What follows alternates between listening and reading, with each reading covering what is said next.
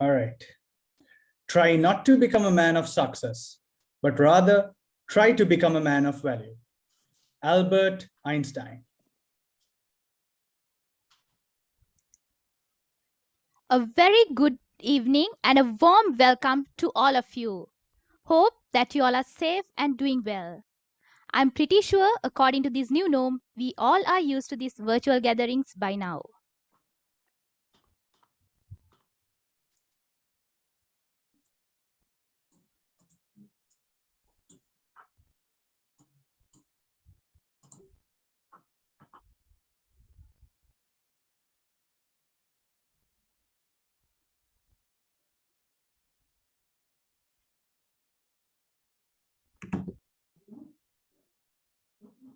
I'm Amaya. I'm Racine, and we will be your hosts for this evening. So, Amaya, what is this special occasion about? Why are we gathered here today? Good question, Razin. We are here for an exciting new project launching ceremony of the IEEE Young Professional Sri Lanka. All right, Amaya. So, shall we get started with today's proceedings in that case? Yeah, Razin. To start off this wonderful evening, we have a very someone special to welcome the gathering and to introduce our new project to the audience. He is the co-chair of this new initiative, IEEE Young Professional Sri Lanka. That's right, Amaya. So he has completed his bachelor's and also his master's both in electrical and electronics engineering at the University of Peradeniya. He is currently an electrical engineer at the Ceylon Electricity Board. He is an active volunteer in IEEE Sri Lanka section, and he currently serves as an industrial coordinator for IEEE Young Professional Sri Lanka and as a committee member of the IEEE Power and Energy Society of Sri Lanka.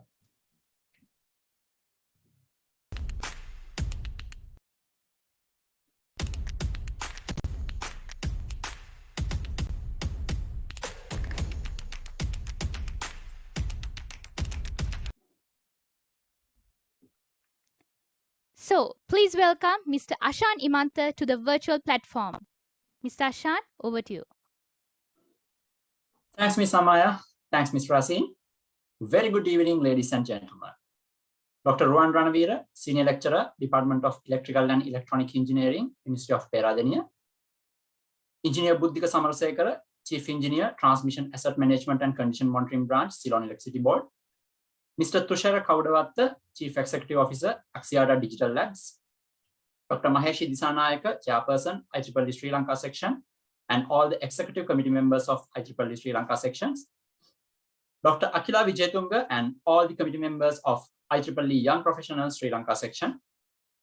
Our invitees, IEEE members, all the participants, and my dear friends. I warmly welcome you all for the launching of a new project by IEEE Young Professionals Sri Lanka. IEEE members and volunteers who have earned their first degree within last 15 years are recognized as IEEE Young Professionals. It is one of the prominent affinity groups in IEEE. IEEE Sri Lanka section, Young Professionals Sri Lanka section was established in 2011, and in this year it celebrates its 10th anniversary. In these 10 years, IEEE YP Sri Lanka has grown steadily to a membership of around 600 plus YPs while continuing 3 comprehensive projects to ensure its service to the society. The first project, Y2NPRO, provides a novel platform for YPs and undergraduates to interact with industry and obtain career guidance and career development programs. It conducts the annual career fair for the 4th consecutive year, this time amid of COVID-19 situation. The second project, Let's Talk, aims to educate young professionals about timely and effective issues in the world. As its name implies, the program enriches young professionals in thematic areas of leadership, entrepreneurship, technology, and sustainability. The third program, AI-driven Sri Lanka, directed towards the delivery knowledge in artificial intelligence and developing relevant practical skills among young professionals. The fourth, and the newest addition to the IEEE project is about to launch in a moment. Before we move on, let us share some insights with you.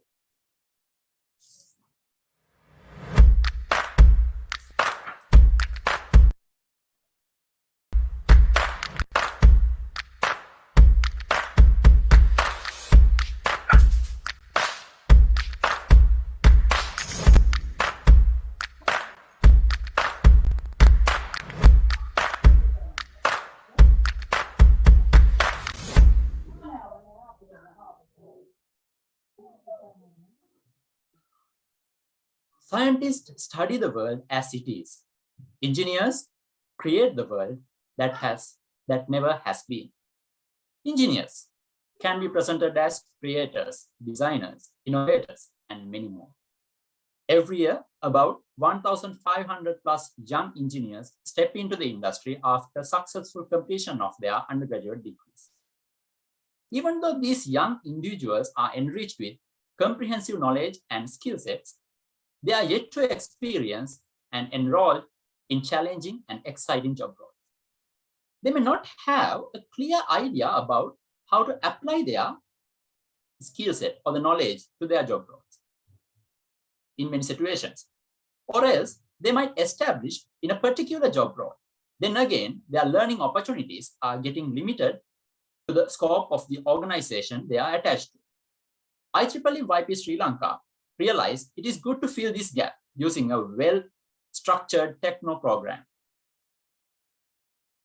The aim of this program is to groom these budding engineers to become niche professionals in their fields.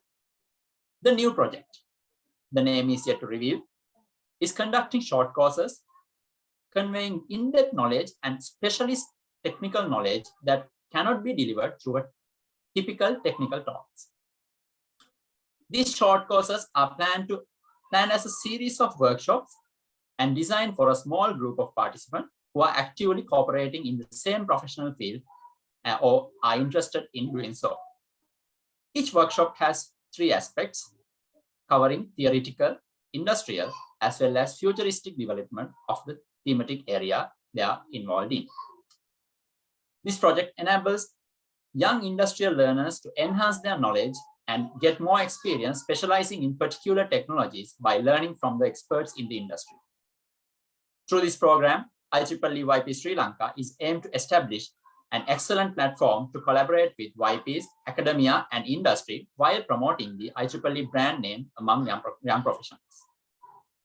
As a stepping stone to this new project launch, you are here to witness a robust panel discussion titled Gravity of Proficiency with Professionals, with an elite set of panelists. Try to get the maximum exposure about becoming a professional and about the skill set that required to the industry from both academic perspective as well as from the industrial perspective. Future programs of this project are going to announce in due course. Stay joined with us for the updates. Once again, by welcoming you all for being here with us today, I hand over the controls back to Ms. Amaya and Mr. Rasin to continue today's proceeding. Thank you very much.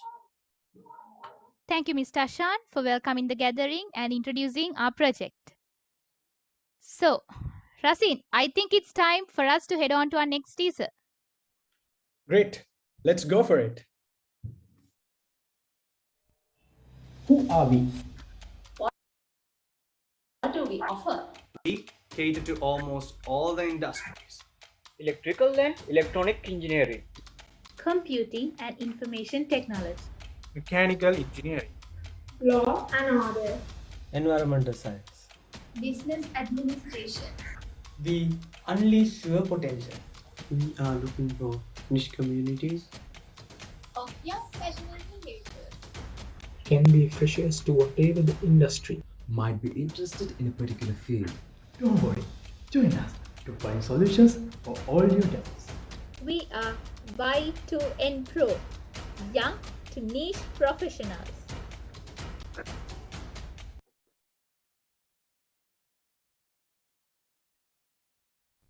All right.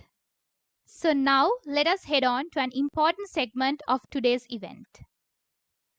Have you ever thought of the importance of specializing in a particular field in the industry? Ever worried about becoming a professional with the right set of skills in the career path which you wish to pursue? The time has come to mark the end to all your worries. So, we are about to commence a panel discussion with the theme Gravity of Proficiency with Professionals. So, for that, we have a very eminent panel of speakers here with us today. That's right, Amaya.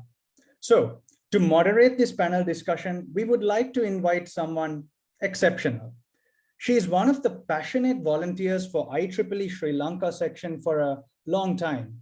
And she is a proud alumni of the University of Peradeniya University, where she obtained both her bachelor's degree and PhD in electrical and electronics engineering. She is currently a lecturer of mechatronics technology, Faculty of Technology at the University of Sri Jayawardhanapura. That's right.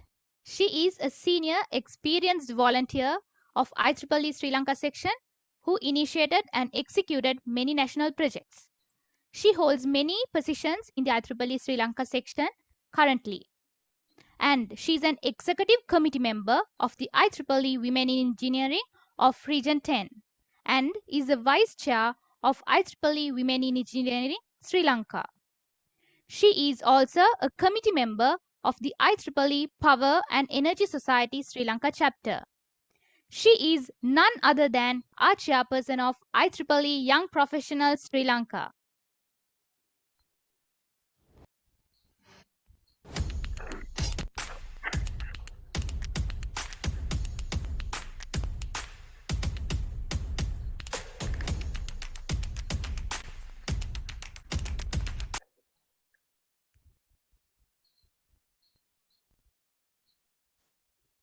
Great. Now let us reveal who the panelists are for today's event as well.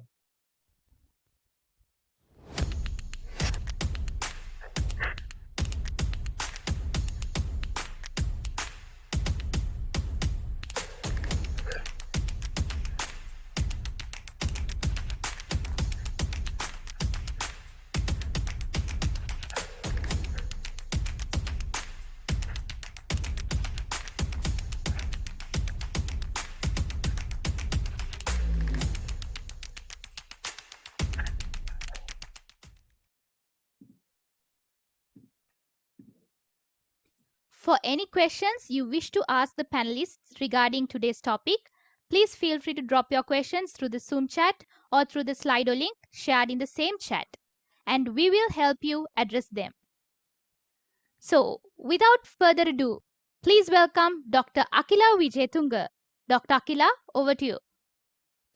Thank you, Amaya. Thank you, Rasim, and it's a wonderful introduction.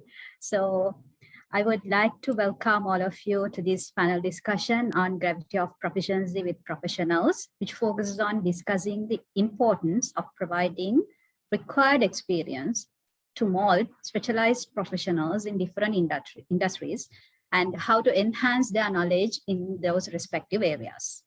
So to discuss this, we have a wonderful panel with us today who are the experts in different fields of engineering. So first, I would like to introduce our distinguished panelists. Dr. Ruwan Ranavira is currently a senior lecturer at the Department of Electrical and Electronic Engineering, University of Peradeniya. He earned his PhD in Electrical and Electronic Engineering from the University of Peradeniya, and also he received his master's and PhD in Biomedical Engineering from Purdue University, USA. For his PhD, he worked on functional magnetic resonance imaging related issues in functional brain mapping of the human auditory system. Dr. Ruwan was the chairman of IEEE Sri Lanka section in 2015. And also he was engaged in numerous national level activities, and he was a member of the expert committee of built a sport biomechanics lab at the Institute of Sports Medicine, Ministry of Sports in 2016. I warmly welcome Dr. Ruwan Ranavira as a panelist. Moving to Mr. Buddhika Samarasekara, is currently employed as a chief engineer, maintenance engineering unit, transmission assess management and condition monitoring branch of Ceylon Electricity Board. He has obtained his honors degree of Bachelor's of Science of Engineering from University of Moratuwa, Masters of Business Administration from Open University of Sri Lanka, And also he is a member of the Institute of Electrical Engineers UK, as well as Institute of Engineers Sri Lanka, who has awarded with Y2NPRO Award for the Best Technical Paper of the Year 2019. He is a professionally qualified electrical engineer with 25 years of experience in the field of electrical engineering. Warmly welcome, Mr. Buddhika, as a panelist. Thank you. We have next Mr. Tushara Kaudavatta, is currently the Chief Executive Officer at Asiata Digital Labs, which is a leading digital engineering organization in the country. He is a member of Forbes Technology Council, a member of the advisory board of the SLASCOM Technological Forum, and also a member of the academic committee of BIT of CODL of University of Moratuwa, and a board member of the academic committee of National Institute of Business Management. He is a well-known personality as a goal-oriented and hardworking individual. He is professionally qualified and ironically personality in field of information technology with years of experience. He is a great leader as well as a well-known orator in topics such as leadership, technology, people development, business development, and digital transformation. We warmly welcome Mr. Tushara as a panelist as well. So by the introduction, you will see that how we have gathered these experts to under one roof to discuss this potential topic of why this continuing professional development for a professional is important. So moving with the first question of the panel discussion, I would like to ask Dr. Ruan, what is the importance of continuing professional development after graduation as you see it? Thank you, Akila, for the introduction and giving me the first opportunity to contribute. Now, as you all know, as undergraduates, you all have gone through various courses, right? You know, starting from very fundamental mathematics and physics courses, and sometimes chemistry courses, also sciences and mathematics, and you use those fundamentals to build on up to you start from the first year, you have the fundamentals, and then you build on it up to your final year where you specialize. You select one field, maybe electrical engineering, maybe mechanical engineering, something like that. The fundamentals for that particular area. And then as you go on, you build on it further to make depth in your knowledge by learning very specific areas related to that field of specialization, right? You know, so by the time you graduate, you have gone through many technical courses, many industrial related courses and things like that. So at the end of by the time you graduate, you have hopefully the reason why you are getting the degree is because the university can certify that you have a certain level of maturity in this fundamentals. You know what science, maths, and physics is behind this engineering. So you know the fundamentals. But when it comes to an engineer, the engineer is basically someone who solves problem in the field, right? So as an undergraduate, if you go to the kind of problems you get is the kind of problems that are on question papers, right? So you have very structured and organized questions that you answer based on your knowledge. But when you become an engineer, that's completely different, right? There you come across a problem in the field. You are not guided to what kind of principles are needed to solve this. So as the engineer, you need to first formulate the problem.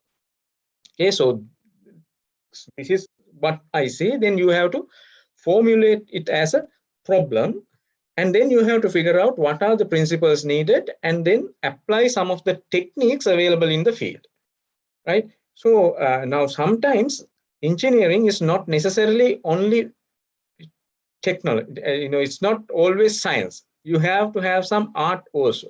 So there your experience and the experience from others in your team, all these come into effect, and in order to provide a good solution to the problem, right? So as a fresh engineer, you don't have this experience or all the toolkits that are necessary to solve these problems in the industry. You have a certain set of toolkits, all right. The theoretical toolkit that you have been using to solve problems as an undergraduate student, you have them. So hopefully these tools that we try to give during your undergraduate studies will heavily be used in the industry. But there are certain things that you don't. So therefore, in that aspect, when you become an engineer, it is very important that you, depending on the industry that you go, you get a training there as an engineer itself. I'm not still talking about the CPD. I'm not still talking about the continuous professional education, but as an engineer, so you are, though you have a degree, you are still not a full-fledged engineer to say, right? So in order to become an engineer, you have to actually work in the industry. You have to learn from your colleagues, your superiors, and the tools in the trade. You need to basically, because when you become an electrical engineer, even depending on the industry that you go, there will be different sectors that are specializing in different things. You don't have that depth. Sometimes you have more depth than that is necessary, but you don't know the way it comes, right? So therefore, when it comes to industry, you have to become a real engineer by training there. Though you have the industrial training, that's nowhere close to the actual need, right? So therefore, once you graduate as an engineer, you train yourself on the job for that particular job, and then as you grow along that path, new technology always come. So therefore, if you are just planning to use the toolkit that you have acquired during your undergraduate years and the skill set that you are honing on the job, that's going to put you in a disadvantaged position as the technology develops. So therefore, you definitely have to catch up with the new technology. Technology is changing so rapidly. So therefore, it is, while the fundamentals remain the same, no matter how much technology changes, the changes in the fundamentals is very, very minute. So the fundamentals, mathematics and physics and the sciences behind it is pretty much the same. That is the basis behind teaching them to a very deep depth, great depth during the first few years. But then the technology that uses those principles will evolve very rapidly. If you can remember, the mobile technology, it moved from 2G, 3G, 4G, now it's 5G. Very soon it is going to be 6G and 7G and 8G, or who knows where it is going to end. So therefore, you need to acquire the skill set in each of these things. So therefore, it is extremely important that while you keep your fundamentals strong, you make all the opportunities that are available to acquire the new knowledge. Yes, Dr. Ran, that is the point that as you highlighted, mainly the training that you are getting, and also looking with a good vision with what happens in the future with technology is important. And to gather that knowledge, we need to follow as most of the opportunities that we get to learn. So moving with that, I would like to ask the same question from Mr. Buddhika, focusing on how this training from the industries can help this one, or what's the contribution of that part? Thank you, Dr. Akila, giving me this opportunity. Actually, here I think once you join an organization, that means you will join as maybe a young junior engineer. I think according to the organization structure, maybe you will be assigned for the 4th or 5th place of depending on the organization. But definitely that position, when you compare with the other employees, that would be definitely a responsible authority will be there. That means once you join for an organization as a new engineer, you have to take some responsibility. That means I think during the universities, mainly, because here mainly I'm focusing on the career development training, maybe during the university, definitely you have gone through the implant training, maybe some other short training courses. But once you join into the organization, you have to obtain the training mainly focused to develop your skills and attitudes. That's the main focus, and that should be two parts. That means that individual person should look for that kind of training, as well as from the organization side also.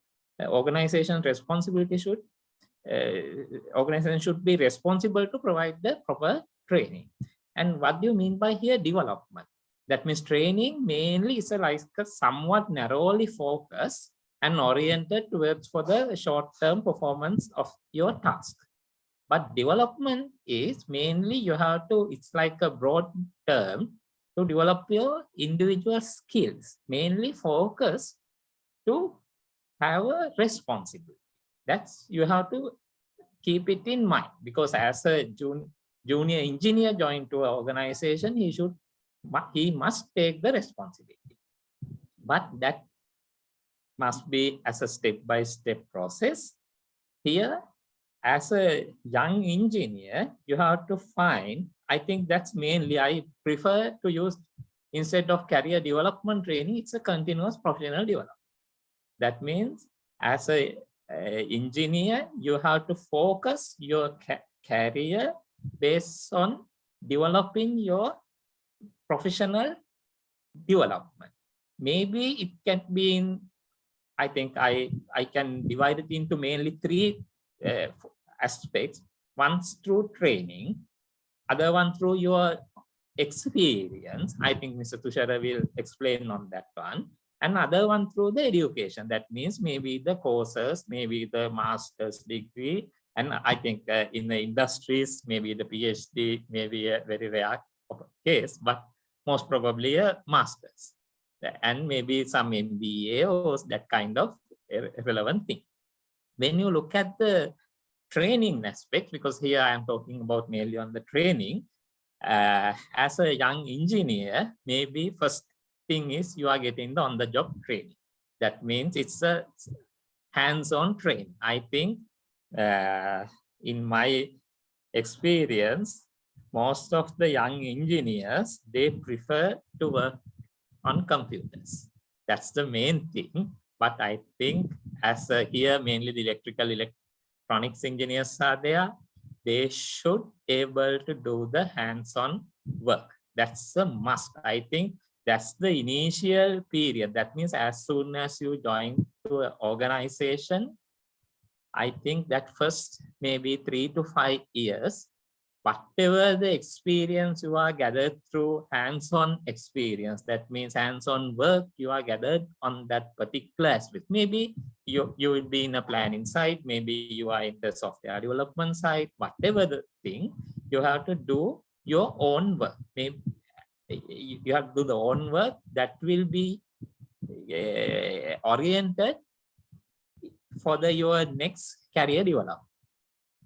Another thing is, I think I glad to hear that these IEEE young professionals, I think that continuous professional development courses must be developed. I think that's the lack of thing in the industry for the young engineers, because there are too sophisticated courses, maybe 12 Saturdays, 15 Saturdays, 20 Saturdays, like that. But they need very short courses, maybe for the 3 or 4, maybe around 20, 25, 30-hour courses for in a thematic way. I think that's a must. Another thing is definitely all the engineers, I think their main objective is to become a professional engineer.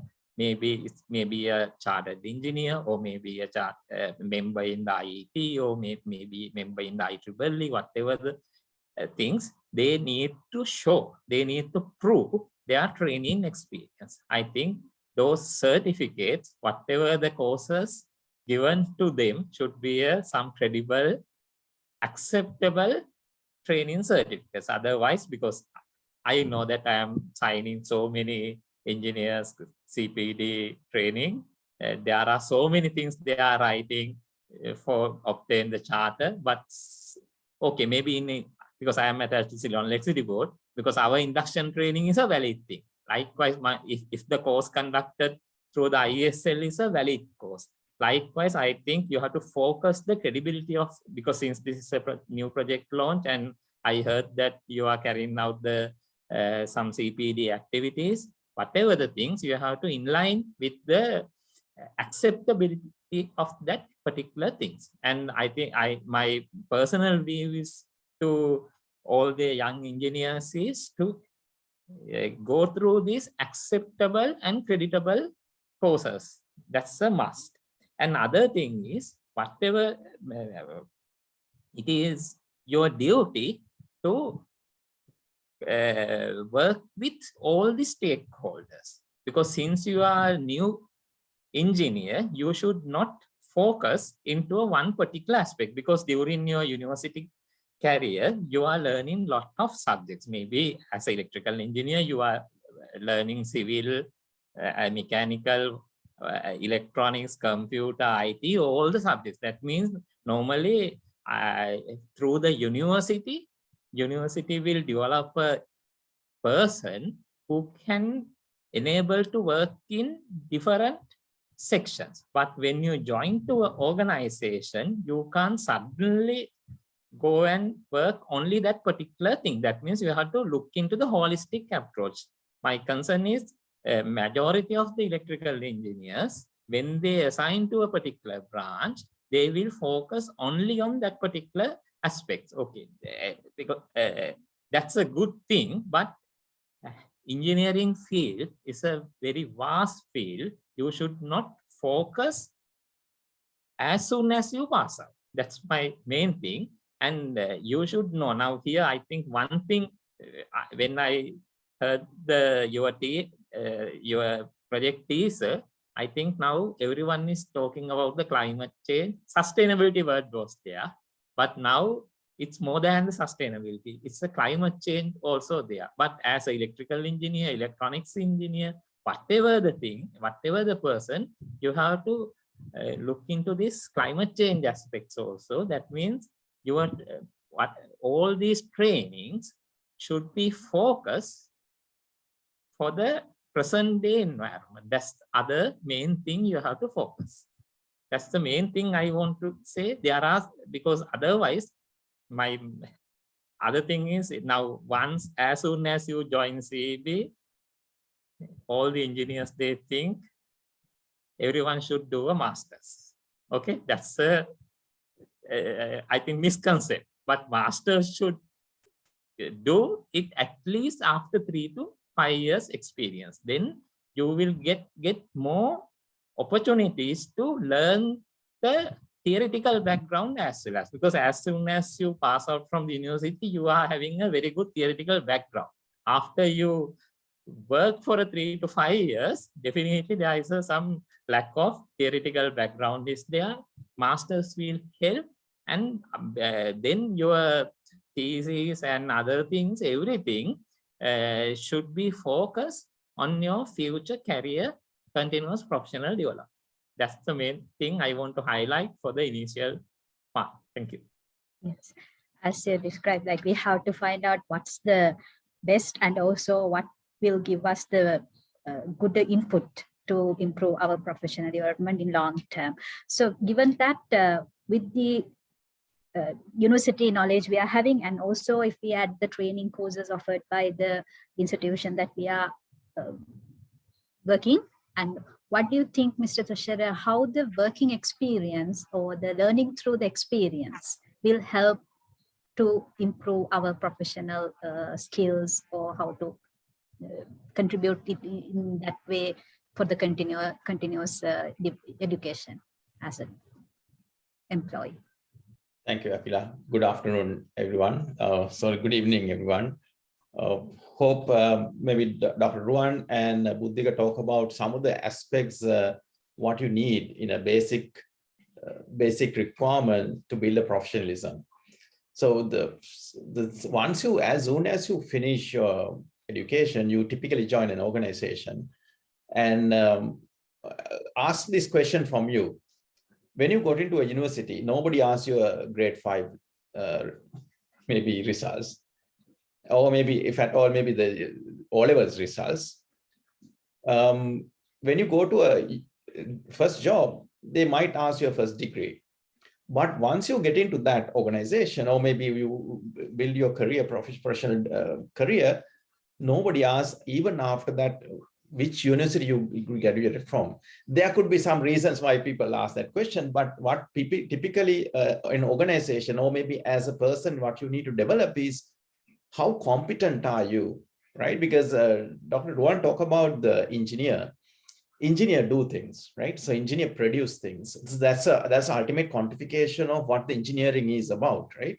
IEEE definition in software body of knowledge perspective, there are 3 things you need to fulfill as a engineer: the systematic, discipline, quantifiable, right? Those are 3 things. And what these are, so the systematic is the science behind what you do. The discipline is the process behind how you do things, right? And then quantification is at the end, when you develop things, or maybe when you produce things, you need to quantify what I produce. Quantification from multiple things. There are the qualitative, quantitative aspects of those things, right? And what really matters is now you know a theory, right? Very good example I take an automobile. You as an engineer, you might study aerodynamics, you might study how the ICE engine works, you might study how the torque conversion happens, right? Now comes the real challenge. You asked to develop a car. When you're looking at a car, there are so many parts coming together, right? Now, yes, electrical engineering, so there's electrical parts, there's electronics, there are electronics parts, there are inputs, there are outputs coming in. When these things are working together, everybody start actually giving you inputs, and everybody start expecting an output. Similar things happen in a work environment, right?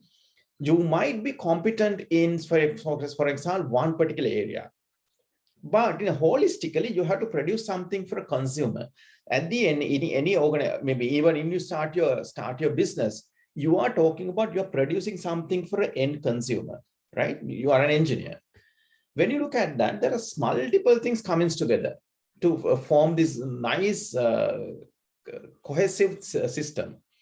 Now you need to start respecting what the other person starts saying. Maybe you might be the most knowledgeable person on a particular thing, but there are so many other inputs coming in with a vast knowledge with the rest of the people. Now you have to consume. Good example, as I told you, the car, right? There's a steering, so there's a feedback coming in. You have to accelerate, right? When the acceleration comes, the torque conversion has to happen in a particular way, that what the input that acceleration gives you, right? And when the acceleration is there, then you have to press the brake, then the car has to stop in a particular distance, right? Now, when you're looking at this environment, it's very important how you comprehend what you know in application of your theory, right? And that comes the collaboration, the commitment, the teamwork, right? And understanding the other's perspective. The very important is like maybe keep and bold and underline the paradigms, right? Paradigm is a very important word in your vocabulary when you're coming to a professional organization. Everybody have their own paradigms they are living in, and they do. You need to understand what is your how you can connect understand the context in that paradigm, how you can contribute, right? So in that case, your knowledge matters, your understanding matters, but what really matters is how practically you apply these things in a cohesive manner in a larger team environment. Yeah. So that's why very important. Yes, you have to have the fundamentals, right? Maybe if you have studied the Bloom's taxonomy, the basic level is knowing things, right? You first know. Ultimate things is you create things. We need to jump from this knowing to create, right? So that's where the ultimate knowledge, or maybe ultimate, I would say, what intelligence that you can create as an engineer. You have to start creating your own things. Maybe Dr. Ruan is telling you, or maybe teaching you the theory behind, say, for example, artificial intelligence, how the neural network works, right? But can you create new things that maybe for example, maybe artificial eye that responding to the environment and then convert that into a maybe a visual thing or maybe a audible thing, right? So that's the innovation, right? That's why this innovation is very important. That's the ultimate things in the engineering. So understand your knowledge, you bring that knowledge in, come to a context of you are working in a larger cohesive environment to create something useful for an end consumer. To do that, you need massive application of the theories into your practical things, what you do. So at the end, you are an engineer, you have to create things. Yes, that's covers what's the objective that we need to have as an engineer in our life. So moving with that, given that we have to work together as a team, and that's how we are going to perform well, and we have to collaborate with each other. So I'm again asking you, Mr. Tushera, how importance of this project management skills and technological skills and professional ethics will be contributed to the continued professional development. Super. So this is actually maybe could be a defining moment for any engineer. Believe me, I have seen in my over 25 years of career life, I have seen the best in the island #1 in A-levels, the best tops in top-notch universities like Peradeniya, Moratuwa, Colombo, and even IIT, MIT, Harvard, Stanford. All of these guys actually we have been working with.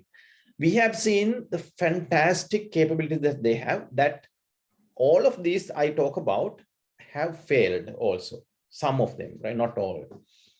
There are 3 reasons for that. One is, first you need to understand who is a professional. Professional is person who knows things, right? Who's knowledgeable, and then who has a skill set. The knowledge, the skills. Skills are like your leadership skills, communication skills, team working skills, right? So those are skills. So you need to keep developing those. The third most important is principles and ethics. Principle and ethics comes with, there are so many things. For example, when you're working in a team environment, other person, for example, is working on one component. He needs, and there's a dependency that he tracks. He needs the one what you're responsible for developing something. If you give him on time with the right set of quality, then he can produce his things to his output. Now, if these doesn't come together, as you say, you wait for the last moment and say, sorry, I don't know, or maybe I couldn't do it. Now what? This person is in trouble. And at the end, entire output of this product is in trouble. That's why very important that's these principles and ethics, like time commitment, adhering to the particular communication protocols. Maybe like rather telling you that, hey, I can't do this, maybe you go and tell somebody else.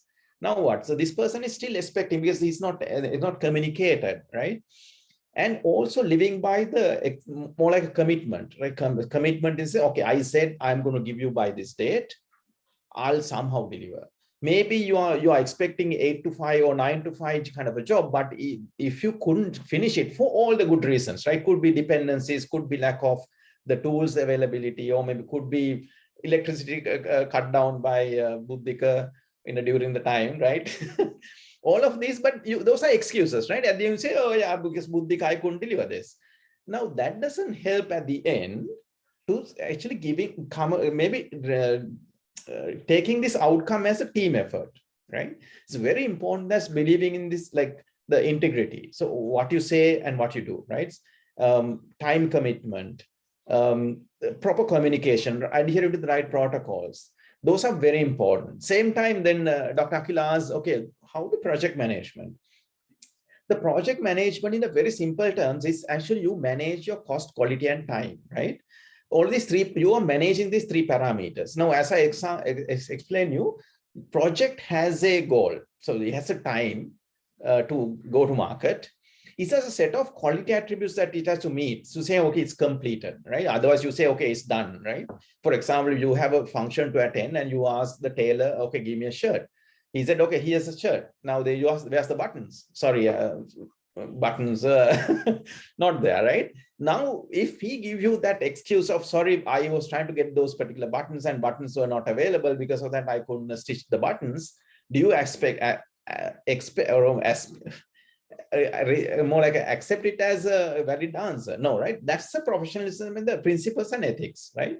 You adhere to this commitment, your timelines and stuff like that. So the project management, you need to manage all of these things. The same time, because as you couldn't purchase a particular button, you go and buy it very expensive button from somewhere. Now that escalates the project cost. That actually impacts the underlying, maybe the project objective. That's also is a commitment. It's in that terms of understand your commitment. All of this comes in a cohesive way, the holistic manner, that you have to have this quality aspect in your head, the time aspect in your head, right? And then the scope aspect in your head. Okay, if you say, okay, I'm going to do this, you want to understand what is my scope, and then I need to deliver this scope, right? If anything is going to challenge or maybe say assumes you can't deliver this particular scope, you need to communicate upfront. That's okay. Assume, say, like, due to all of these reasons, I told you I am going to give you 1, 2, 3, 4, 5. We say, okay, I can't give you 5. I give you only 4.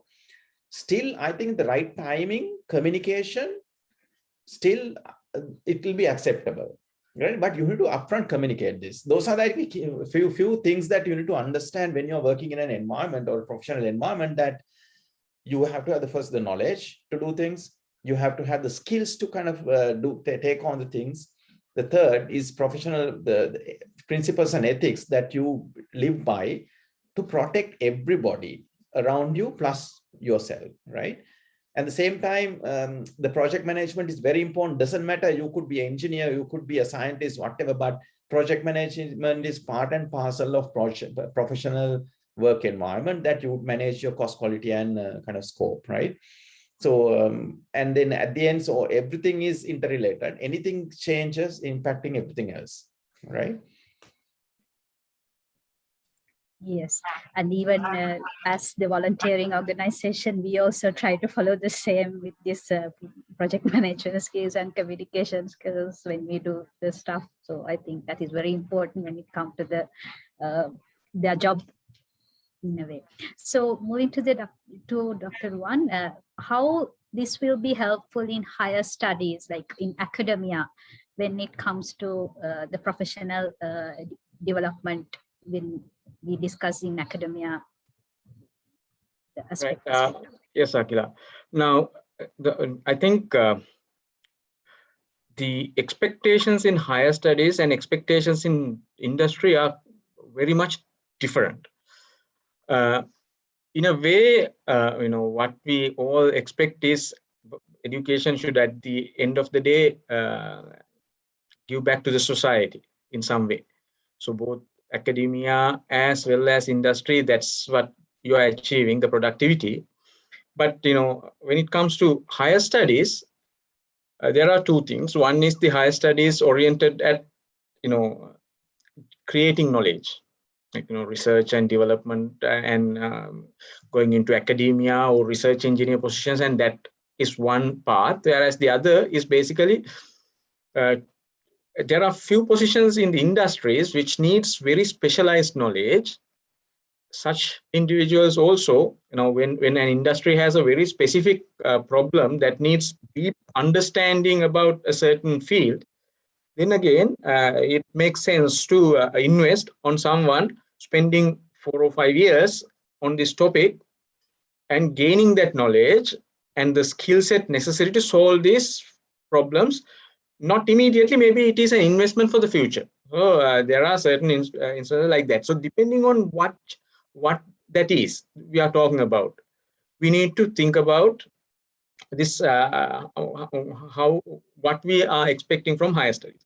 On the other hand, now as Buddhika and Tushera rightly pointed out, as you graduate, you have some fresh knowledge. So it is there. But after time, there's this decaying of knowledge, like there's a certain time constant, like the capacitors discharge. So likewise, it's not that you forget everything, but you don't know how to do things immediately. It's rusty, right? And also during that time, things have changed also. So that complicates things. So when it comes to industry, in order to actually be a real useful engineer, sometimes you need to keep your knowledge up to date one and improve on the other. So that is where for practicing engineers, the MSc level education comes in. Now, we should not, what I have seen as a lecturer, coming from industry, a lot of students, what they want is just 3 letters, MSc, right? That should not be, I don't know whether Akila's connection is lost, but let me keep going. So that defeats the whole purpose, I think. So you should do the higher studies because you are expected to contribute from that knowledge you gain.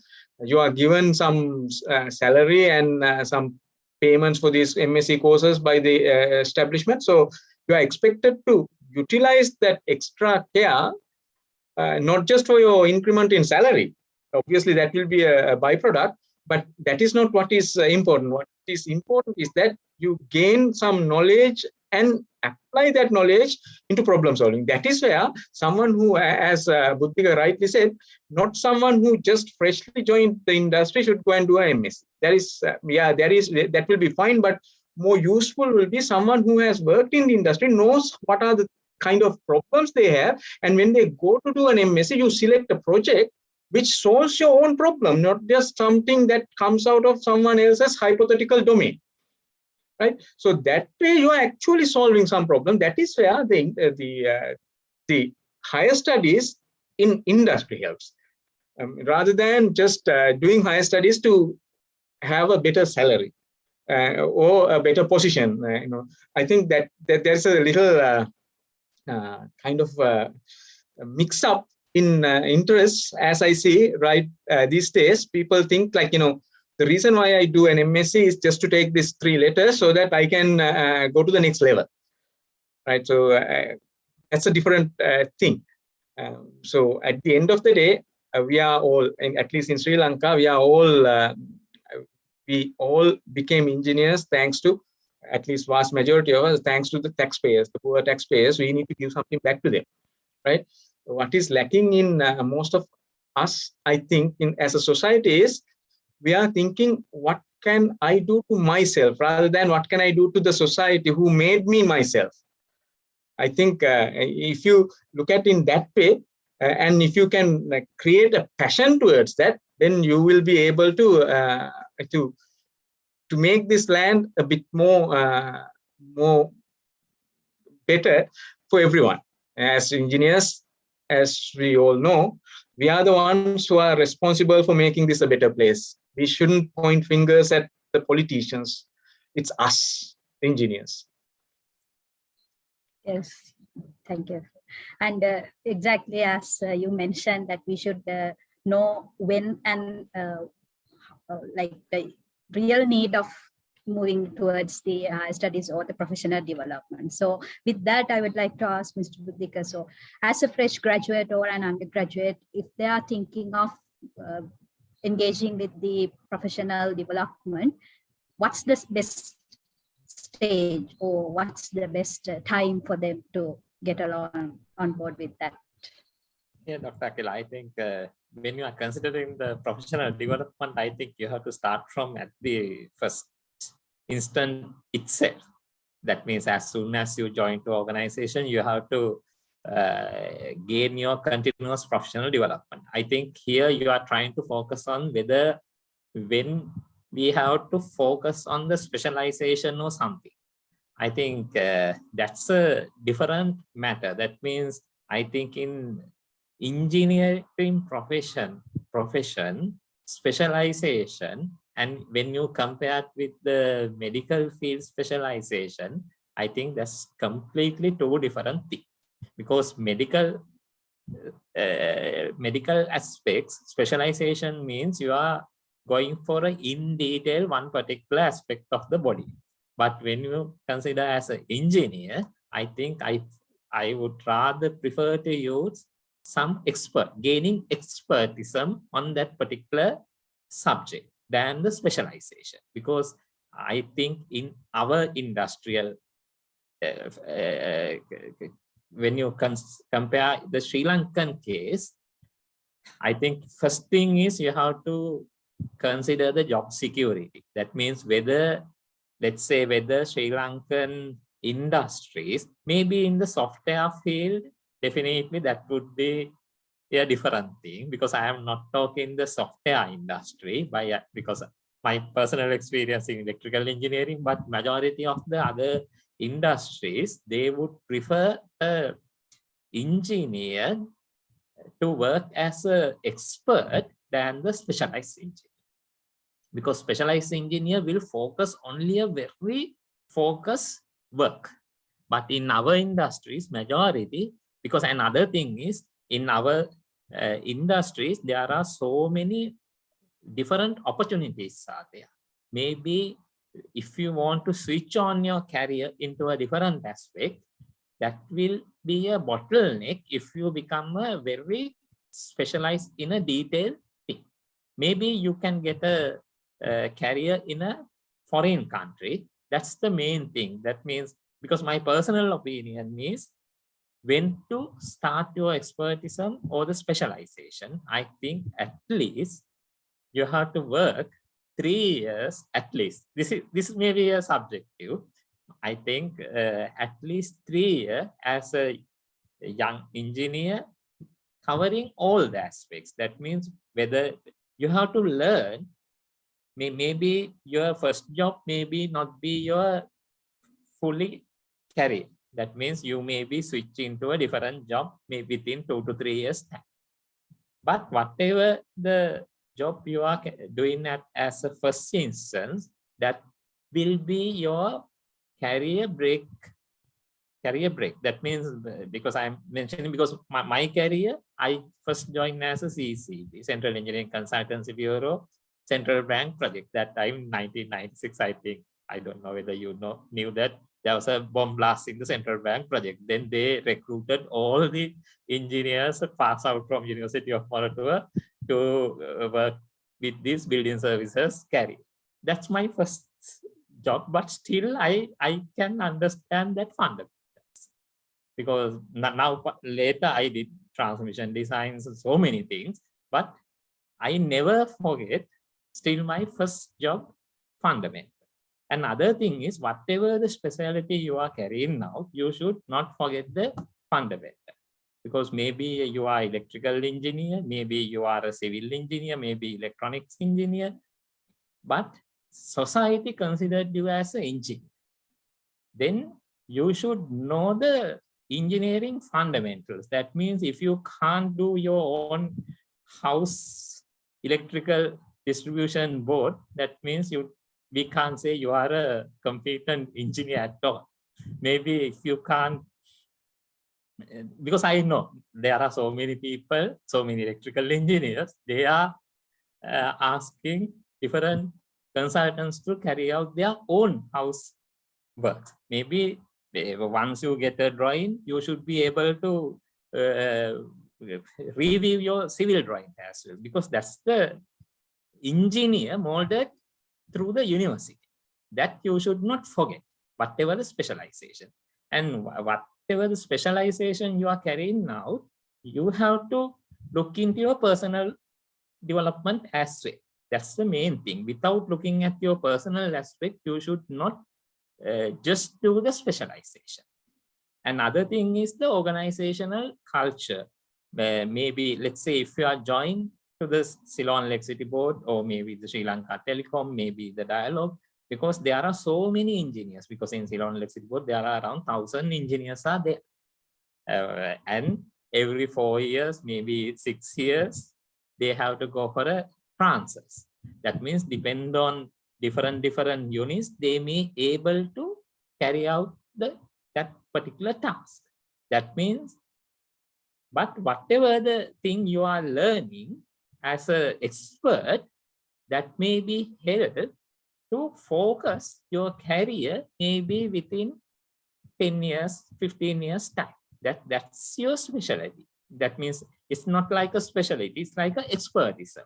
Maybe there are a lot of technical evaluation committees, so many other things. Maybe when you grow up, when you build up your career as an engineer, your responsibility, because you are climbing the ladder of the organization structure. That means maybe electrical engineer, maybe a senior engineer, maybe a deputy general manager, likewise. That means you have more and more responsibilities there. Then with that responsibilities, you will be assigned for a different task. Maybe it's like your own organization. Maybe you will be assigned for a different government, other particular thing. I think in private sector also they are asking assistance from engineers from the other sectors, because then they are looking for some specialized, that means actually the expert knowledge they are looking at. That, and also maybe you can be a consultant. So many aspects are there. For I think first my summarized points is you should not forget the fundamentals. Whatever you become an expert, that's a must. And also now let's say all the engineers, I think maybe IEEE here members also, they want a professional qualification, maybe a charter, maybe IET charter, or I think IEEE also having some kind of that kind of qualification, and the ISL charter. For that also they need minimum industrial experience and the industrial training. I think in ISL they need at least 2 years industrial training, 2 years training. That means at least 4 to 6 year period you have to work. I think that's the best period you have to work as a engineer and to start build your expertism. After that expertism, definitely you need the education, additional higher educational background. I think Dr. Ruan clearly mentioned that would be the best time.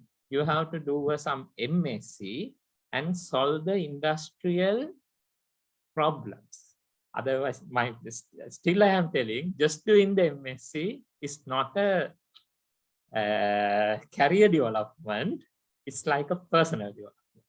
Okay, but mainly here we are talking about for the whole engineering community. I think your responsibility, as Dr. Ruan said and Mrs. Tusera said, it should be for the society, community.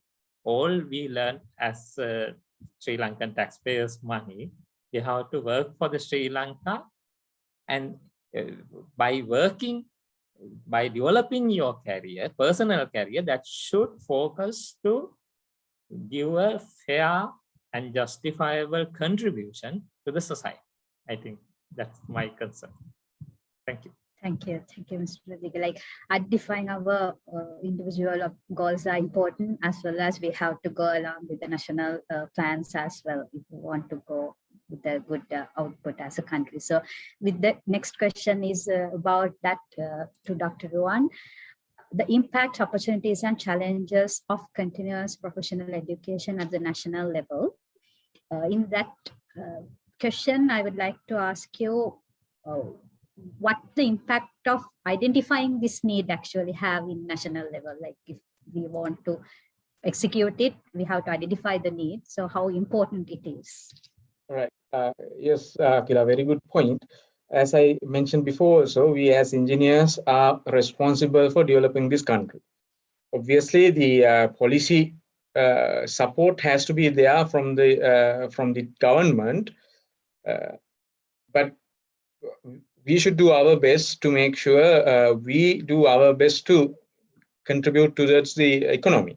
Now, in that, what we have missed a lot of time is that we missed the bus. When I say miss the bus, what you mean is we fail to predict what is going to come and then get ready for that. Rather than that, we get ready for things that are being done, which we should have done some 10, 15 years back.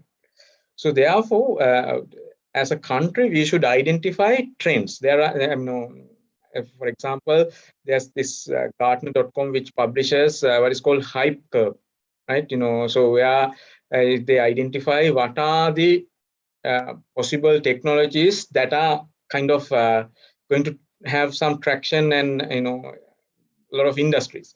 So maybe you may have to look at that as well as some other things and predict, okay, this is what you have today, but what is it going to be in 10 years, 20 years and 30 years?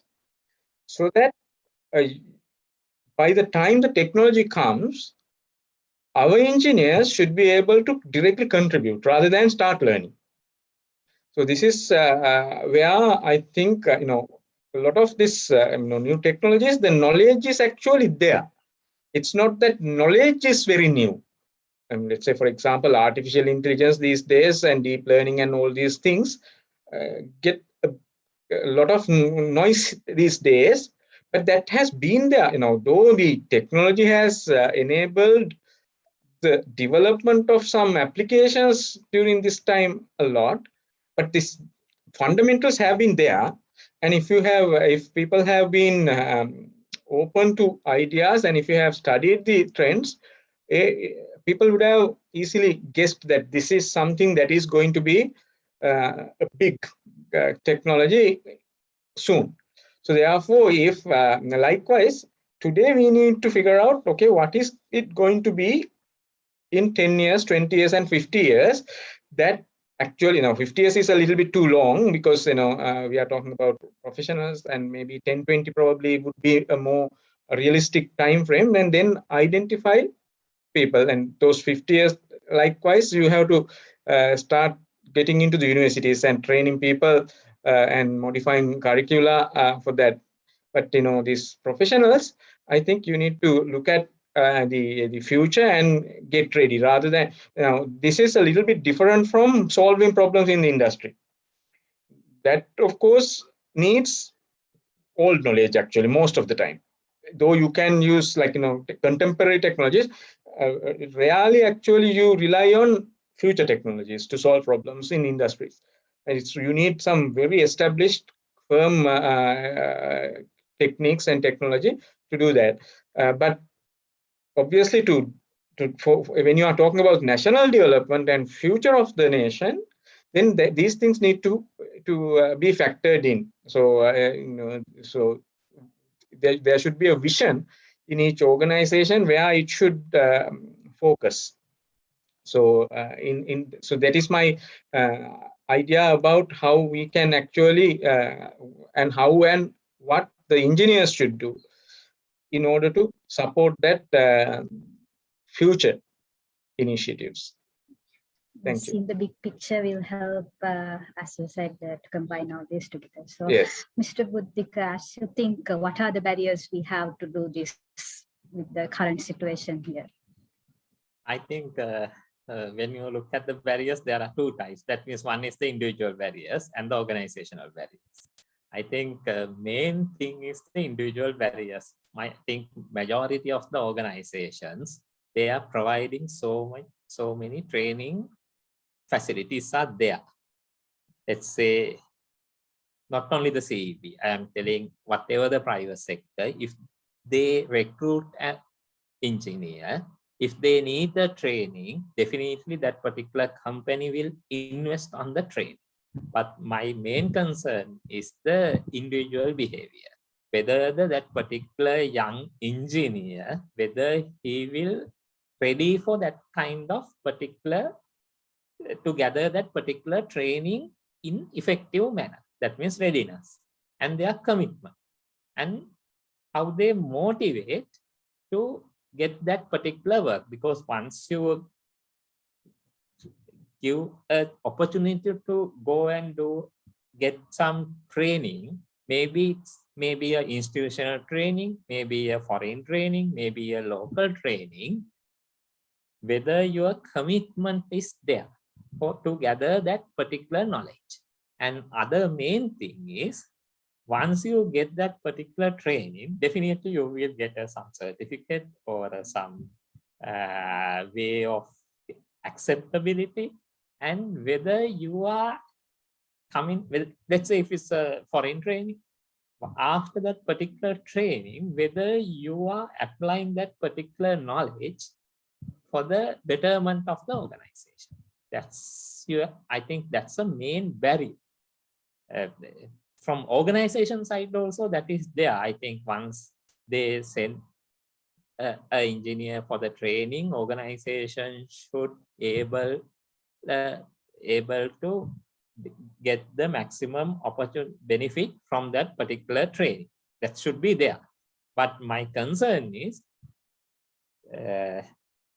once the organization commit for that particular training, that trainees responsibility is to learn well, adopt that newly acquired knowledge to the ongoing work. That's the main barrier. I think in majority in the government organization that is there. I think private sector also definitely that will be there. I think Mr. Tushara can explain more on that one. Another main barrier as from the organizational aspect is they are providing training as like a gift or maybe some what can I say? It's like a treat because they think, okay, send them for some foreign training. That's not a training, but definitely whoever that participate on that particular course, they should able to learn and gather whatever the possible, because the training is not only a classroom training. I am telling, meeting people, discussion with the professionals, because so many professionals are there. I think this kind of forum also, I think today's discussion also, it's like some continuous professional development. It's like a stakeholder, different stakeholders are discussing. It's like a Q&A session. And other main thing is our system, there are so many gaps because there are senior junior gap is there. That is there. I think when you meet the university lecturer, you are just asking how are you, like that. You are not asking the technical question. Okay, but that's that kind of barrier. That's communication barrier also there. It's like respect is there, but you are not getting the maximum contribution from that person. That means resource person. And I think Dr. Ruan clearly mentioned that the physical lecturing and the online lecturing. Online lecturing, people, students may ask so many questions, but that's the way of overcoming that kind of barrier. In engineering aspect, I think another main thing is, because in my personal view is, you have to encourage these young engineers to publish more and more papers. I think some way of method should be encouraged through the IEEE young professionals. Those papers may not be the best paper in Sri Lanka, because the writing skills you have to, they will develop the writing skill and the presentation. I think in the private sector, they need whatever the work this engineer is carrying out, they have to go and present. But it's majority of the young engineers, I felt that's very much lacking. Because of that communication gap, that will be an automatic barrier for their career development, because they try to find the training programs just to get a certificate, maybe following a course. That's the main thing. They are not interact with the resource person. That's other major barrier. I think that's the communication, as well as the readiness, motivation, commitment from the individual and the organizations also. They are somewhat lack of identifying the correct training needs of the particular persons. That means they are trying to give a standard training methods, but different individuals, I think it's purely a human behavior. Different people needs different aspects of the training. I think those are the main barriers. I think those are the things. And I personally request these young engineers to that means give 100% commitment once the organization give an opportunity to go for a training. That's my personal request. Thank you very much. We have to start from the bottom to improve to the maximum level that we have. I guess that's a good advice for all the people here. And I'm happy that IEEE can provide that platform to network and provide this information to all the young engineers as well. Going to Mr. Tushar, like as a person who always works with new technologies and new trends, so what do you think, how we can get these new technologies, even the entrepreneurship concept on board with this professional development skills as a nation? Okay, I think there are a lot of points touched upon by Dr. Ruan and Buddhika. Now, when you look at the new skills, there has to be a reason why you adopt, right? It's not because of Gartner says there's a trend here, right? For example, say machine learning, or maybe there's now the new trend, which is going beyond silicon, which is RNA, right? So the storage is moving to the RNA, right? Now, not because of there's a technology there, but there has to be an opportunity you need to create using some of these new trends, right? The new trends are predicting for multiple reasons, right? And reasons are all coming from the user demands. User demands are coming from, again, multiple angles, depending on their demographics of could be a generic demography, could be a social demography, could be a financial demography, right? And what matters to me might not be matters to another user. Say, for example, in a banking type of application, I might require the security environment. At the same time, you can't compromise the usability, right? Yeah, if the application is, I have to press 5 buttons to get to maybe a say fund transfer, I might actually maybe find it very difficult, right, to use that. So in that case, we might have to use how these new technologies can be used to solve the problems, right? Talk about, Dr. said now, the AI machine learning, deep learning coming in. Why now AI machine learning, deep learning is coming in, or maybe it's demanded? Now the trend 5 or 5 IR is moving into the personalization. When it's come to the personalization, when I get into my mobile banking app should know why I should get into my app, or maybe there's a reason why. Maybe I must have looked into something to buy, and then now you might have to do a fund transfer, or maybe you do some, right? Maybe like I might be looking at even investment opportunities. So there has to be some personalization coming. That's why maybe this digital twin concept is there, right? So on behalf of me, my device know everything what I do, right? Maybe better than your friend or your wife, right? So the days you actually pay your bills, the people who are you talking to, right? And type of items you buy, items that you search, and all of these things. Now, maybe in particular days, as a habit, say I'm maybe greeting my friends on the birthday. App should ask me, by the way, Akila's birthday is tomorrow. Do you want me to reply to her? Right? I should just say yes, right? And then maybe customize my message and say, okay, send this message to Akila on her birthday. Likewise, the digital twins are coming in. And every 10th of the month, I'm paying my electricity bill. Otherwise, Buddhik is going to cut my connection. So then I think digital twin should come and say, by the way, your 10th is your bill, the bill due date you have been paying. Can I pay for you? Right? That automatically that twin has to ask. Now, those are kind of similar things, typically things that now we need today. Now we need to ask what is required next. Now we are moving from, again, some semi-digital to complete digital, right? For example, why I'm saying semi-digital today, you are ordering an item from, say, in Sri Lankan context, I take Daras. You search, you order, you pay, and you order. Items comes maybe 3-4 days later. You are not happy, right? I mean, I don't think any of us not happy. But what if that order itself go to a drone, the order is picked up by the drone and pick it up from the warehouse and drop it into me within a 5 to 10 minutes time, right? And if the item is not right, then I should be able to quickly, the return process is very similar, simple, that it should be doing exchange also, right? Uber, right now I'm calling and then it goes to a driver today. I don't want to get into a driver. Maybe it should go to a car, and then come and kind of park it in front of me. That's where this 4IR, which is a physical and cyber systems in convergence comes together, right?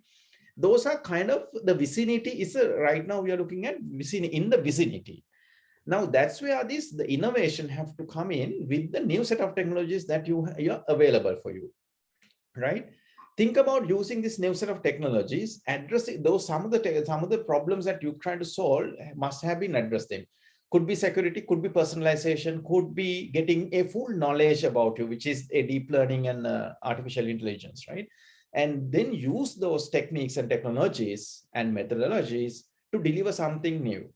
Very important that you need to start thinking, how can I better my service further, right? There are problems today. You might be okay living with those problems, right? But you might not be okay tomorrow because your time is precious and you can't waste time. At the same time, there are so many other dependencies that you need to manage, and you need to have quality of life, right? And then how you always need to think about how we can improve this quality of life. And that's where your entrepreneurship comes in. Yeah, use a set of opportunities around you. Think, ask a question, can I do this better, differently? That's how Uber is invented, right? Uber, you thought you don't have a cab, but at the same time people need cabs. But earlier, so maybe like before it's invented, there was a problem. For example, will you think about, maybe it's a lady's perspective, maybe Akila, will you get into a car that unknown? Car is not known because there's no authentic department or maybe organization is taking a responsibility. Hey, for example, earlier maybe Kangaroo, in my Sri Lankan context, right? Kangaroo is taking the responsibility. I send you a cab. Akila was taken from this place to and drop into this place. But now that responsibility is divided or maybe dispersed. Now, earlier, if we don't have the technology, if we didn't have the technology of maybe who do you call and who came and pick you up, there's a security threat. Now, once you close that loop, you create a new opportunity where anybody can be a cab driver. In that case, you don't need a designated cab organization to give you service. Same thing now comes at Airbnb. Can you drop into anybody's house and stay a night? Maybe next day you might not wake up, right? Now, because of this technology, now where you were, who you contacted, where this place, all these records are now recorded, that problems you solved. Now you create a new opportunity. That's the mindset we need to get into. So abundance of resources around you. You need to think about how can I short circuit some of these the problems that we had earlier, getting into a new area, new paradigm. How can I create a new service, new opportunity, new product out of it? So break the mindset, break the barriers, think out of the box, and use these new technologies. I think both touch upon, which is not today. The new technologies will not come today, but you need that skill, the technology knowledge. When the problem you see it, you know, okay, this is how I'm going to solve that particular problem. So bridging this gap, right? That's very important. So you have to maybe disintermediate some of these problems you have today and break it, create a new thing. So that's the entrepreneurship mindset, creating new things, works through the constraints, right? You have the competencies. I know I have working with maybe 5,000, 10,000 of engineers in the country, IT engineers. I know these guys are uniquely competent. Everybody is uniquely competent, right? And some of the people I have been working with now, they're actually the top-notch Facebook engineers, right? So top-notch guys in Google, top-notch guys in Microsoft, they had the competencies, they have the skills. And rest of the people, they have the competencies, they have the skills. Few things like the professionalism, right? And maybe like principles and ethics, and getting ready for the next day or maybe future is another thing, right? So when you have those ingredients together, I think our engineers are few notches above the typical South Asian engineers, I would say. In my experience, I can confidently say. So use the opportunity, leverage the network, right? Improve your communication and professionalism. So when you fix those things, I think you can be a fantastic entrepreneur. You can beat Mark Zuckerberg. You can beat Elon Musk for sure. Yes, that is very important. Like when we think about before this COVID situation, if we didn't have this digitalization here with us now, at least for this level, we won't be able to survive. So it's the thing that we need to contribute from the new technologies and move ahead with the existing technologies as well. So rightly pointed out. That's the end of formal set of questions, but I have a lot of questions in the chat box, so I'll take one by one with the time. The one of the questions came is, what challenges that industry is facing when training a fresh graduate as a specialist or an expert? So maybe Mr. Buddhiga can give an insight. What are the challenges that you have seen? Yeah, actually, from the CV point of view, I will elaborate this point first. Okay, when you look at the CV, I think it's a very big institute. There are more than 1,000 engineers and different sections. That means distribution, generation, transmission. All the works in that individual divisions carried out are engineering jobs. That's one thing. And since we are recruiting around 100, maybe more than, let's say 50 to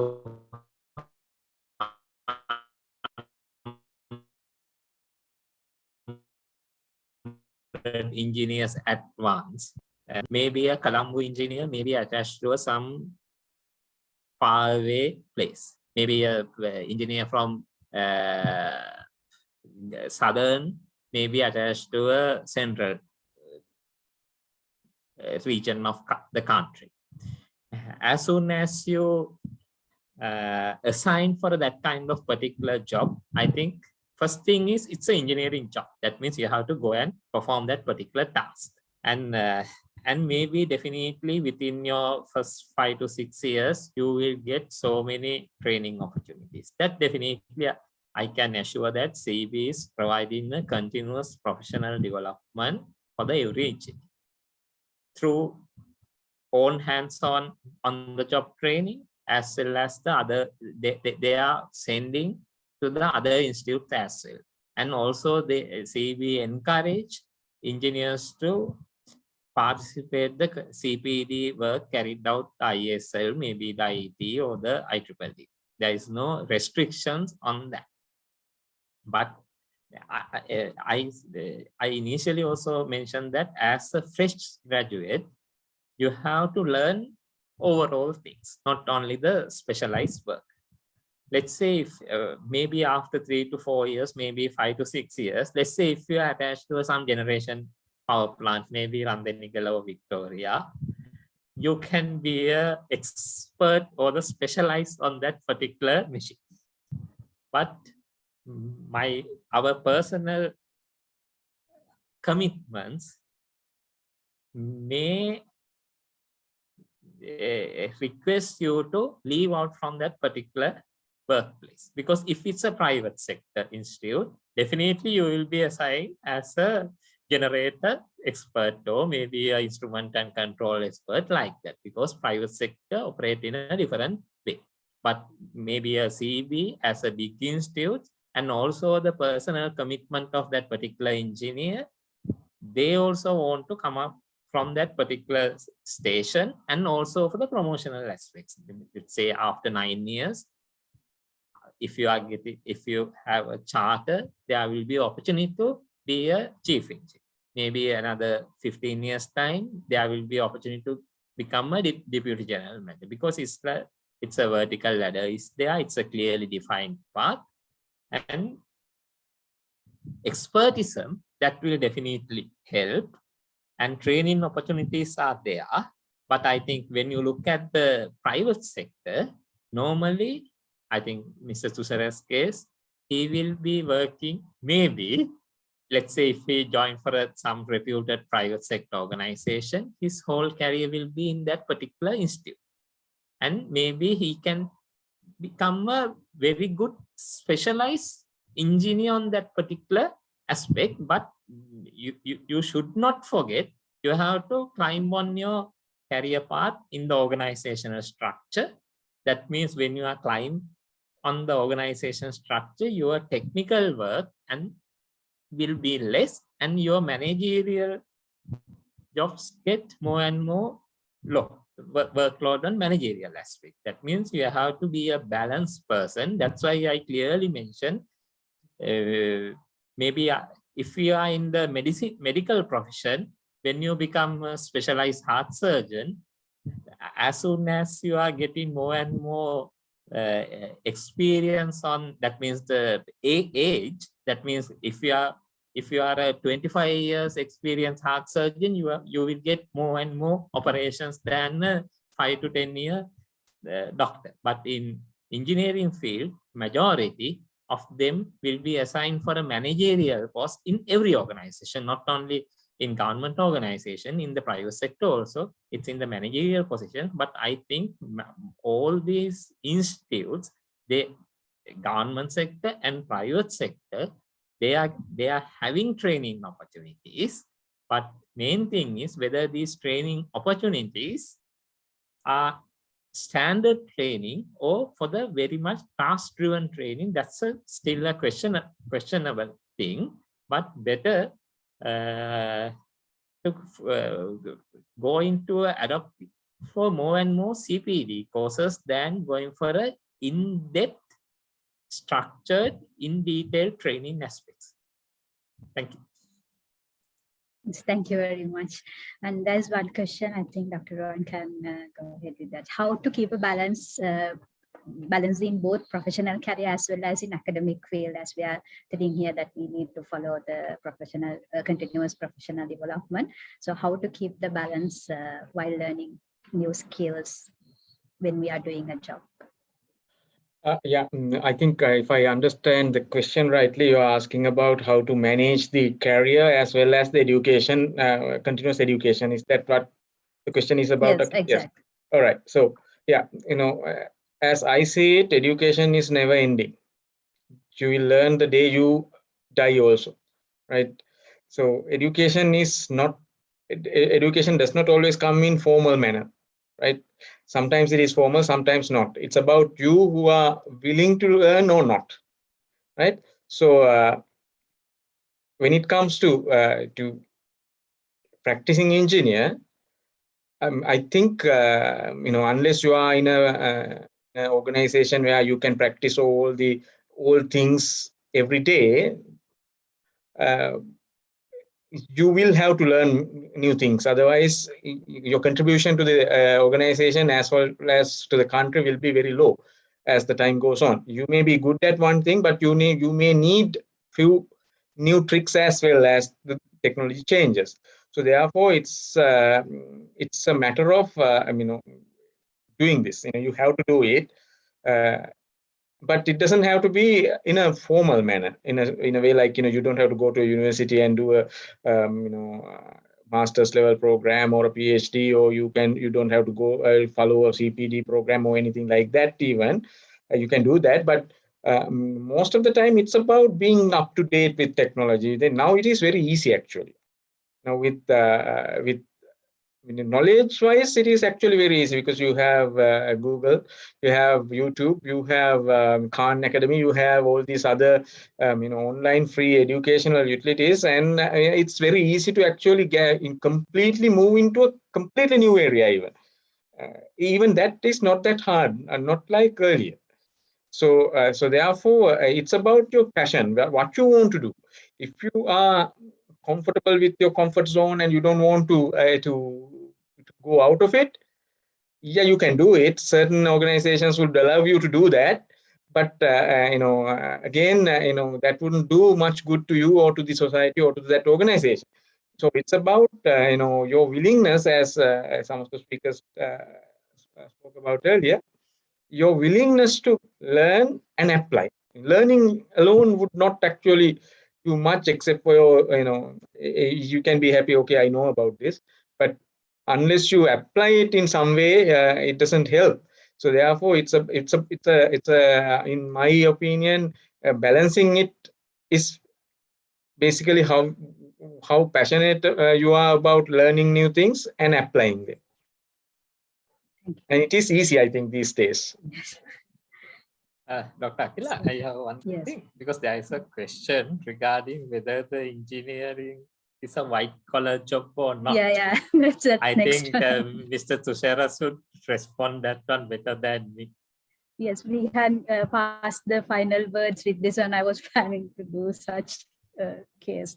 So what this ask is, the question directly asks, is the new engineering students think engineering is a white collar job, but however, the involvement in technology makes hands-on practice more sophisticated. Is there any limitation to get hands-on experience with upgraded technology is the question. And also there is one thing going like whether it's, but whether it is better to join a startup company or a reputed company as a first job. So you can combine both and also give the final words from the panel. Thank you. Thank you, Akila. Thank you, Dr. Ruan and Buddhika. There were quite a lot of new learnings, I think, being discussed here. Coming back to the questions, I'll start from the last question, which is, sorry, Akila, give me a tip on the last question. Startup company or a reputed company. Sure. So startup versus the more established company, right? There are good and bad. Now you need to first understand what you want to achieve. I'll tell you what are the good things in a established organization. There you have the processes, the standards, the best practices, and the support structure. Everything is nicely placed, right? For example, now you want to get into organization. Once you get in, you will send through maybe a very structured training program to get the fundamentals of how the organization works, the tools that you want to kind of maybe use, the people you should be able to tap into, the nice training programs, a good set of tools. All of these is nicely positioned, right? You learn different skill by actually learning, going through that particular process. Like, for example, when you go through a formal education in grade, say 1 to 12, somewhat of a very structured, right? Very established organization. They have a time to come in, dress up, right? Time to leave. There's a code of conduct. All of these things are nicely positioned, and you follow how your seniors are doing, and you typically follow that and get the things done. Now you come to a startup, unstructured, chaotic, but there's a problem that you're going to solve. Right? In that case, you without some of these barriers, or maybe, okay, I need to come at maybe this time or whatever the times. Again, in private sector, in my organization, I don't have a time to report to. Rather, I'm only I'm measuring you by the output that you produce. But at the same time, in this startup, you try to provide a kind of create something new without having maybe defined way of doing things, right? And again, it's good and bad. When you have it, you become very indisciplined. For example, your code quality. Now, even you might not have even idea of what are these code quality metrics are, right? So you talk about DSI, DRI, maybe DII, all of these software metrics. Now you might not know, and how important those are also you might not know, right? And say, for example, defect slippage, you create something, you deliver, and then your code quality, is it standard, adherent to the particular standard? Can somebody else read it? Is it interoperable? Is it in a more secure manner? So you might not sometimes not governed by those. But in a more like an established organization, they have given maybe guideline on when you code, how to make it the code is secure, right? And code is having a PII compliance, right? You might have a particular guidelines, but here you might have to start doing all of these things by yourself, and you might hit by a bus also, right? You might maybe create something and you deploy, and then comes this massive data breach in your application. You might end up in a jail, right? Because you breached somebody else's personal data. So in that case, good and bad again, right? I can't say which is best. It depends on what you really want to do. If you are like thinking of, you are very radical, you have a bright idea, I want to get these things, I want to expose myself. And then later you might go back and join an established organization to learn things, right? In a more structured manner, right? And again, in the private sector, as Buddhika said, we don't have a number of years of experience to count for a promotion, right? And you might be, say, 3 years of experience, the engineer, if you have performed better than anybody, maybe 20 years experience guy, I might promote you to an architect. And then you might have maybe 15, 10 years of experience people under you, right? And that's how the performance-driven organizations are structured, right? You can't do that in some organization because there's a hierarchy and the particular things managed. So in that case, all of these things matters, right? So startup, you get exposed to multiple different things. Unexpected, you might hit everything into you, but in established organization, you have a particular, the kind of way of instructions are given, but it doesn't mean you are the creativity is skilled, right? Because within that boundary, you can do a lot of creativity. Yeah. The first question was again, the blue collar versus the white collar, right? And in my view, I mean, we shouldn't have those connotation at all, right? So for an engineer is a person in 1800, not invited for a party, right? Because they have dirt in their hands, right? Because they might work on something in their garage, right? Even Thomas Edison could have been maybe chased out from a party, I would say, right? Because they are always doing something by their hand. In IT perspective, there's no boundary, right? Because you are a guy who actually doing things on your computer and producing something. At the same time, you might be the person who's instructing your rest of the teams actually how to do things. Maybe you are an engineer, but you might take on a project where you take the calls, right? You must be the lead in that particular project. Based on the assignment, your roles can be changed. You can be a leader in that project that you are delivering. In some project, you could be a person who do things, right? In that case, what really matters at the end is, I think we all talk about this learning. Key thing is you need to first learn the non-aspiring skill, which is, what is the non-aspiring or more the skill that won't expire? Any guesses? Desire to learn. It's a learnability skill, right? If you can learn things, that will never expire. But once you learn, the thing you learn will expire for sure. But the ability to learn new things will never expire, right? So get to that. Then, so it's actually doesn't matter. So you can be a white collar worker in one day and the next day you would be a blue collar worker. So what? Because you are trying to learn something new by doing that, right? You get into hands.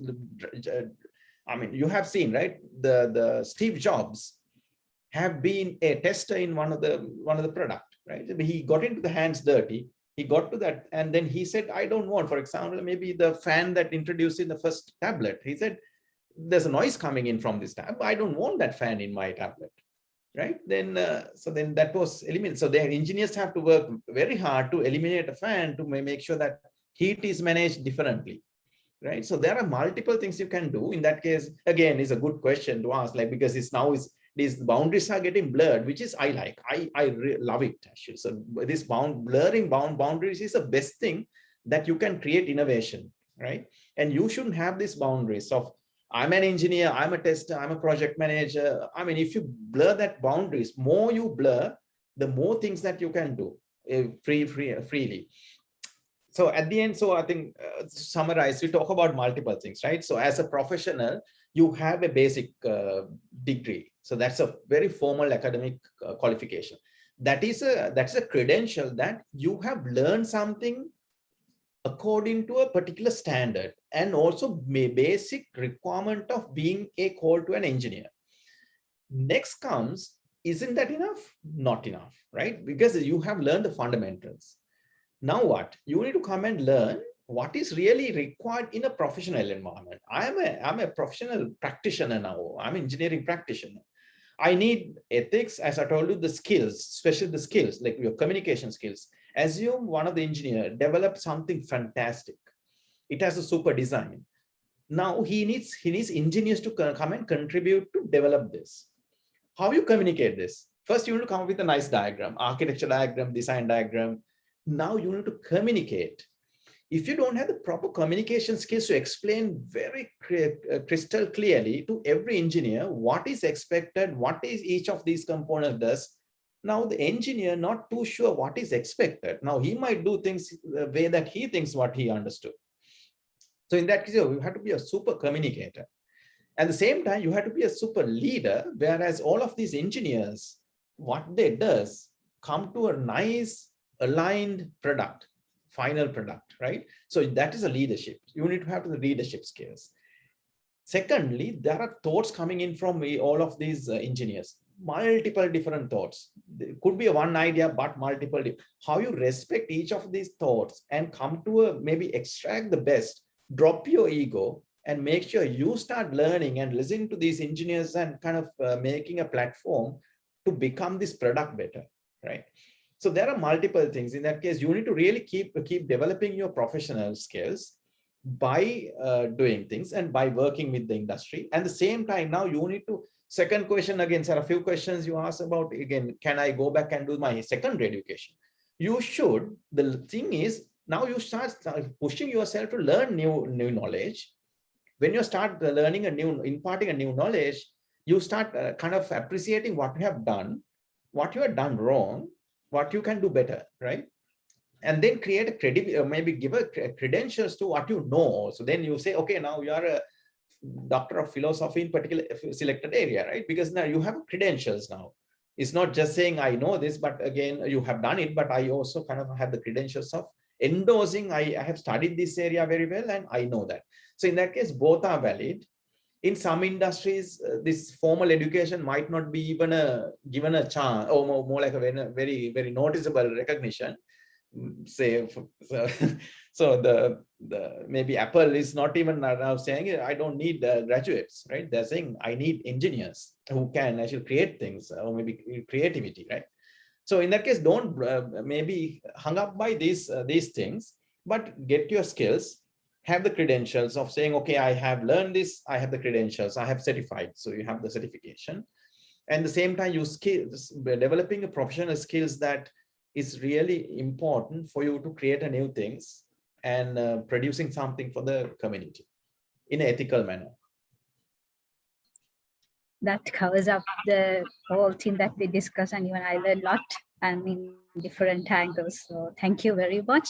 And as we are introducing this new program, Young to Niche Professionals, which plans to provide the platform to gain the relevant basic experience for the specific individuals who will be able to get enhance their technical skills as well as project management skills, professional ethics, everything. So this Y2N program, I guess, with all the things discussed, we are in a good point to introduce this program as well. So thank you very much for highlighting all this stuff. And I think all the young engineers join with us will get the ideas behind these stories and all the discussions we had, and improve their professional development as individual as well as a country in the future. So thank you very much, Dr. Ruwan, Mr. Buddhika, and Mr. Tushara, for making this panel a wonderful one and supporting me to continue this one as well. So thank you very much, and I really appreciate on behalf of Y2NPRO Young Professionals Sri Lanka. So thank you very much. Thank you very much. Over to you, Amaya and Rasin. Yeah, thank you, Dr. Akila. So on behalf of the organizing committee and IEEE Young Professionals Sri Lanka, we would like to extend our sincere appreciation to the panelists and the moderator for this fruitful panel discussion. So now we are so grateful for your time, knowledge, and expertise you shared with us today. I'm sure that this discussion gave deep insights to the entire audience, just like Dr. Akila mentioned. And so once again, thank you very much.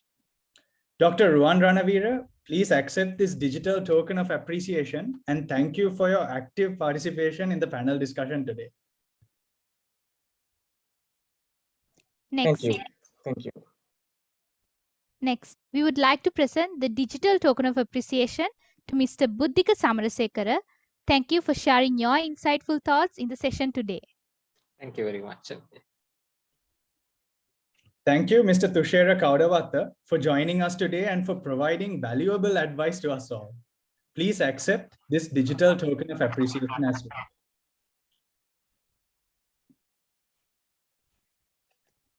Thanks. Dr. Akila Vijayatunga, thank you for moderating the panel discussion today. Kindly accept this digital token of appreciation. My pleasure, and thank you, the team who organized this well, and thank you very much.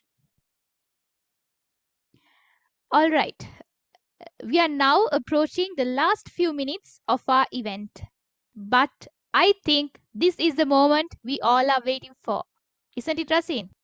Yes, Samaya. So I'm sure after all these teasers that were presented, everyone here must be eagerly waiting for this moment, right? So to reveal the name and logo for this new project of IEEE Young Professionals Sri Lanka. So with a virtual round of applause and an imaginary drum roll, let's celebrate this moment. IEEE is the world's largest technical and professional organization for the advancement of technology.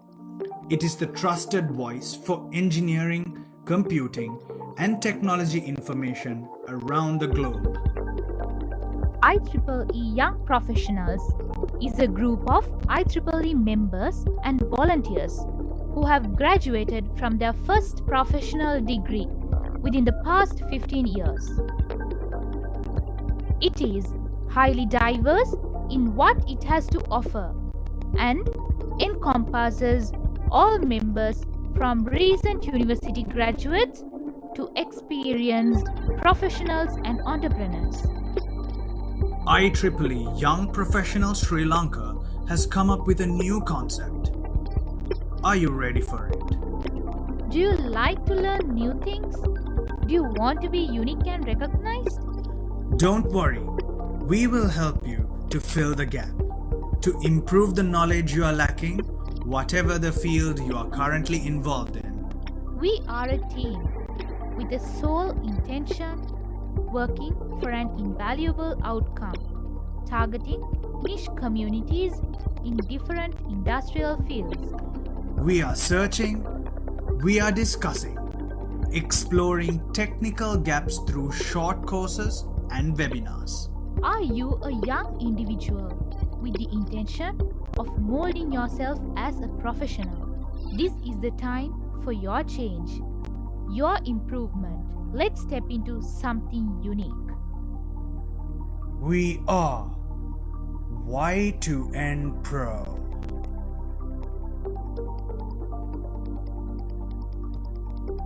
Young to niche professionals. There you go.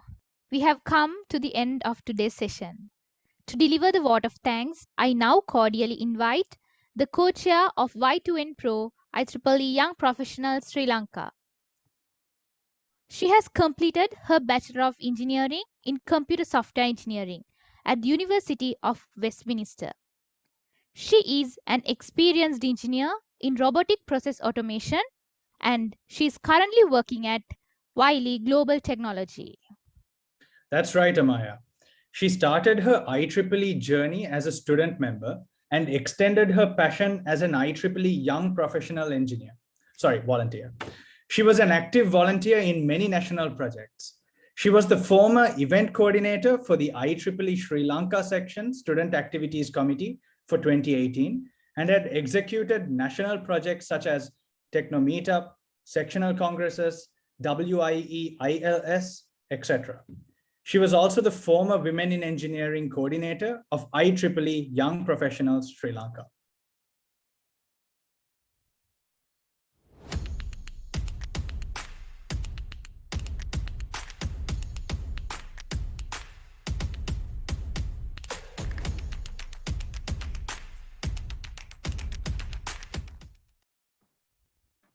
She is none other than Miss Kaumudi Gunatilaka. So Miss Kaumudi, over to you. Thank you, Mr. Rasin and Ms. Amaya. Good evening, ladies and gentlemen. On behalf of IEEE Young Professionals Sri Lanka, it would be an honor to deliver the word of thanks for this special occasion. Y2NPRO, our new project initiative, is not a sudden decision of us. This is the result of long-term planning, support, guidance, and volunteering of many individuals all around the island. I would like to express our sincere gratitude to the panelists of our event. Dr. Ruwan Ranavira, Mr. Buddhika Samarasekara, Mr. Tushara Kaudavatta. Thank you for accepting our invitation and spending this special moment with YP Sri Lanka. It was a great, insightful discussion about the gravity of proficiency with professionals. We have a very special individuals who supported us in many ways. Dr. Ruwan Ranavira, thanks again for giving us valuable advice how to drive our first pilot project properly. It meant a lot to us. And Mr. Isuru Dhananjaya Samarasekara, thank you for your valuable inputs on our project. Mr. Vandika Disanayaka, thank you for showing us the path of driving our first pilot project. Finally, we would like to express our gratitude to Mr. Hasintaka Iranga for spending your valuable time on training and guiding our design team with your expert knowledge of creativity. We, IEEE Young Professionals Sri Lanka, is driving through the mission of increasing the industry members' involvement in the organization and enhancing the recognition for the organization among the industries to attract and benefit fresh graduates. Our executive committee is our biggest strength. Thank you, YP Executive Committee, for your immense support to make our project a reliable one. Special thanks goes to our chairman of IEEE Young Professionals Sri Lanka, Dr. Akila Wijetunga, for your immense continuous guidance and for moderating our insightful panel discussion. Coming together is a beginning. Keeping together is progress. Working together is success. We started with 0, but we all are proud of ourselves. It's not just an individual. Y2NPRO organizing committee, your co-chair is always proud of you. Thank you for the sleepless nights and patience towards our project. Last but not least, it has been our tribute to host all the members and audience of Y2NPRO, our new project launch. Thank you for accepting our invitations and spending this special moment with us. Finally, I would like to thank all the individuals who supported us directly and indirectly to make our project a reliable, successful one. Thank you. Over to you, Rasin Amaya. Thank you, Ms. Kaumudi, for those wonderful words. So before winding up this event, I would like to request all the audience members to kindly switch on your cameras to take a group photo according to this new norm, if you don't mind. All right. On my count, say cheese.